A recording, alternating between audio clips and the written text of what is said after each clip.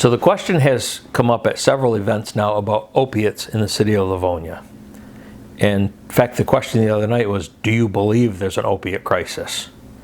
And I will clearly state, yes, I believe there is an opiate crisis.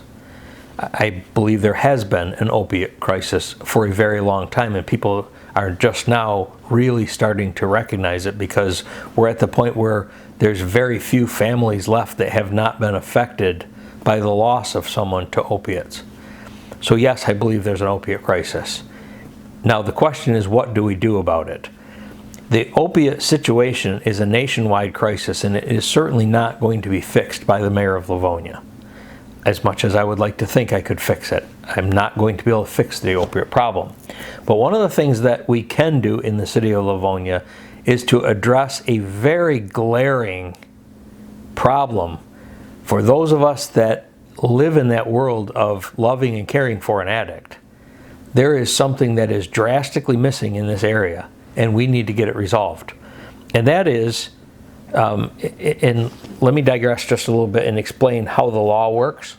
If you have an addict living with you and they go off on a drug-fueled craze and start tearing the place up, and you end up getting the police involved, if that person settles down while the police are there, typically what you're told is that if you don't want this person here, you're going to have to evict them. You're going to have to give them their 30-day notice, and a lot can happen in 30 days when you have an addict in the house. That is not the way to go.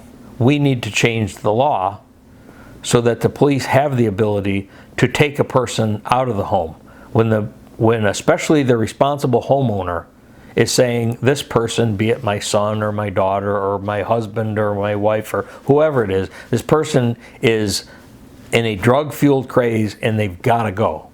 We need to figure out a way of getting them out of the home at a moment's notice.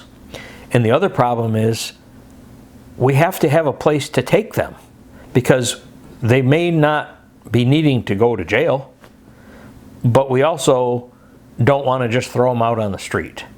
And what I believe that requires is that our neighboring communities get together, perhaps through SEMCOG, perhaps through some other organization, but we cooperate and coordinate with each other and develop some sort of a place where addicts can be taken on a short-term basis as a shelter, so that they can be removed from the house and taken somewhere where they can at least have a roof over their head until the effects of these opiates or whatever drugs they're on,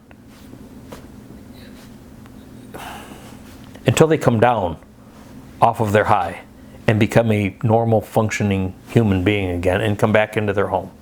We need to have a place, and right now we don't. The only place that you can really take them is to take them to Detroit in a shelter. And I can tell you from experience with my own loved one that that is no shelter. That is no place to go, because they don't even feel safe shutting their eyes to sleep. So we have to do something in that regard about the opiate crisis, and primarily taking care of the families that are taking care of an addict.